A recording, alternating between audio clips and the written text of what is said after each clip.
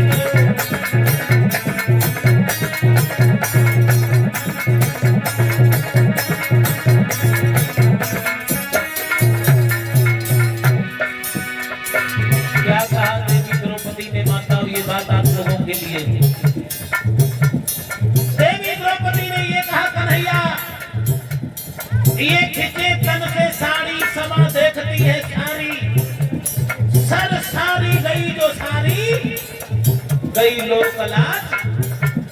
अगर हमारे सिर से ये साड़ी सरक गई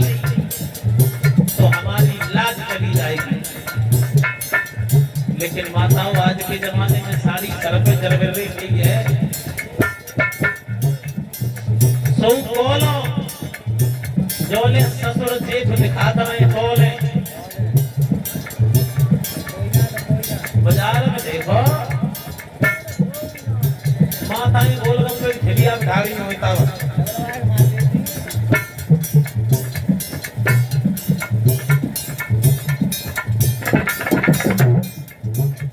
हकीकत है। लेकिन माताओं हमारे देश को सोने की चिड़िया इसलिए नहीं कहा गया था कि हमारे देश में सोना ज्यादा था। सोना विदेशों में आज भी हमारे देश से ज्यादा था। आज भी सोना हमारे देश से ज्यादा विदेशों में है। लेकिन हमारे देश को सोने की चिड़िया आप लोगों के ही प्रति कहा गया। क्यों? अब बात आ गई तो थोड़ा कहेंगे। एक विदेशी ने ये कहा कि हमारे यहाँ की माताएं इतनी चतुर हैं, इतनी बलवान हैं, इतनी होशियार हैं, इतनी समझदार हैं जो एरोप्लेन उड़ा देती हैं। उस समय हमारा हिंदुस्तान इतना विकासशील नहीं था। दूसरे देश का प्रधानमंत्री बोला हमारे यहाँ की माताएं इतनी शक्तिशाली हैं जो जवानों के साथ खड़े होकर बॉर्डर पर गोली चलाती हैं। हमारे हिंदुस्तान के प्रधानमंत्री जी खड़े हो गए तो हमारे यहाँ की माताएं न हवाई जहाज उड़ाती हैं न बॉर्डर पे गोली चलाती हैं। हमारी माताएं अगर कुछ करना जानती हैं तो अपने मरे हुए पति को जिंदा करना जानती हैं। हमारी माताओं में इतनी शक्ति है जो यमराज से लड़ना जानती है अपने सतीत्व के लिए, अपने पावन पति के लिए। और मुंह ढकने की बीमारी तुम जो सोचोगे यही है, इसका भी अर्थ है। अगर कोई चीज तुम्हें अति प्यारी है, ज्यादा प्रिय वस्तु है, तो हम और आप उसे बड़ा संभाल के रखते हैं। कुछ माताएं कह देती हमारी सास भी यहाँ तक रही है, बड़ों से ले तो जा रही, लेकिन एक बात ज्यादा टूटी गई तो लगी जाएगी, क्योंकि अम्मा चली गई है, निशानी छोड़ी गई। भैया लोगों को कह देता है, कोई बड़े बूढ़े का ऐसी चीज दे गए हो जो 4 जन्म में निकलवे वाली हो, तो देखो भैया पिताजी की निशानी है, कह तो जाए रहे, जैसी ले जाए रहे वैसी लौटा करियो। वैसे ही हमारे देश की माताएं हमारी धरोहर हैं। ये अनमोल रत्न है, सोने की चिड़िया है जो इन्हें बाकायदा ढक करके रखा जाता है ताकि इन पर कोई कुदृष्टि न पड़ सके। क्योंकि समाज में न जाने कैसे कैसे दृष्टि वाले लोग रहते हैं, इसलिए हमारी माताओं को घूंघट करवाया जाता है। क्योंकि आप हमारे घर का एक अनमोल रत्न है, आप हमारे परिवार की इज्जत है, हमारे घर का कारभार आपके ऊपर है। माताओं को लक्ष्मी इसीलिए कहा गया है, आप हमारे घर की देवी हैं।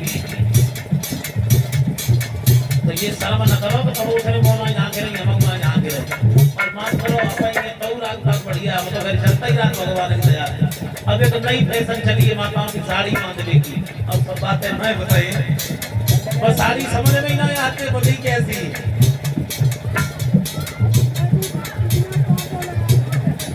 ईमानदारी की बात अगर 5 से साड़ी कभी जाए तो लगी तो बेइज्जती हो जाए, लेकिन बातें हैं।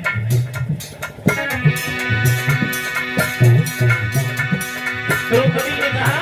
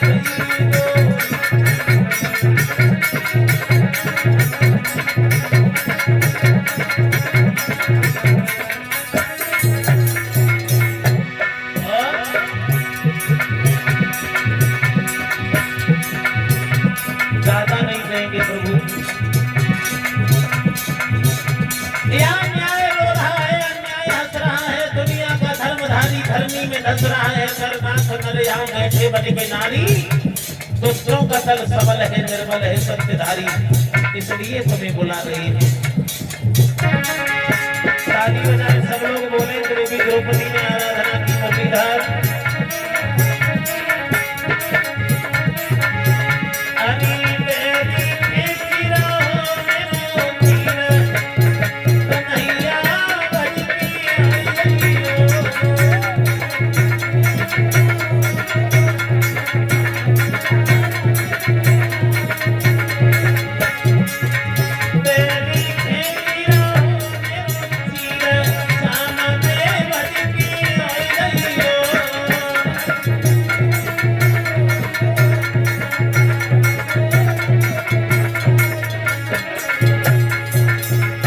देवी द्रौपदी ने आराधना की मुरलीधर, तुम्हारे अलावा हमारा कोई नहीं है, हमारी इलाज तुम्हारे हाथ है, आ जाओ प्रभु।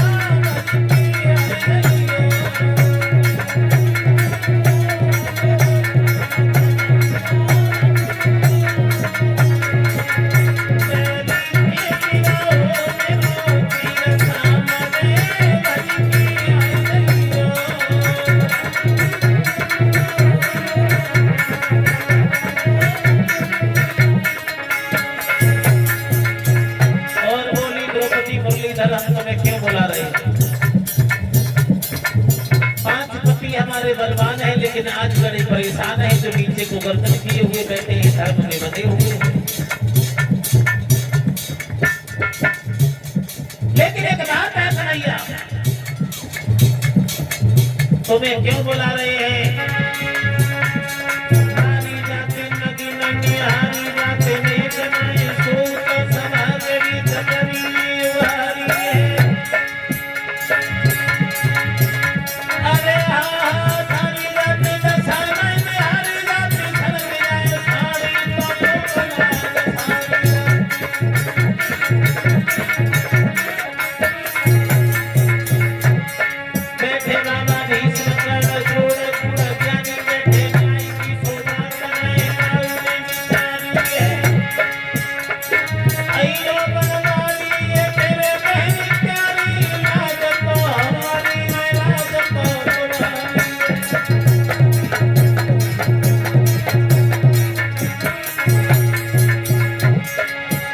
द्रौपदी ने कहा बैठे बाबा भीष्म कर्ण द्रोण गुणगानी बैठे न्याय की सुबात नहीं काऊ ने बिचारी है। अयो बनवारी तुम्हें तेरे बहन तुम्हारी है, लाज तो हमारी नहीं लाज तो तुम्हारी है। कन्हैया की कौन सी लाज थी? मुरलीधर की लाज केवल ये थी कि दुनिया के लोग ये कहेंगे कन्हैया तू चाहता तो द्रौपदी की लाज बचाते, लेकिन तुम नहीं आए, तो मेरी हंसी नहीं होगी तुम्हारी हंसी होगी। और इतना कहकर देवी द्रौपदी ने दोनों हाथ ऊपर उठा दिए और कहा कन्हैया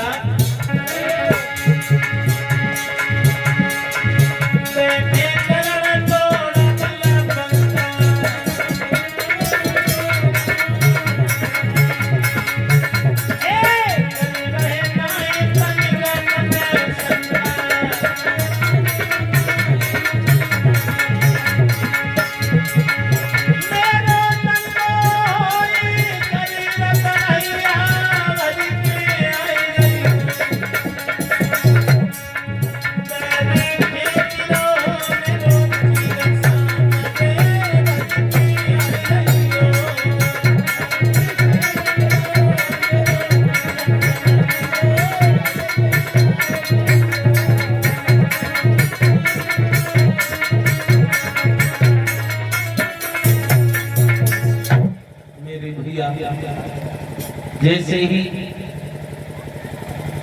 देवी द्रौपदी की करुण भरी पुकार सुनी है,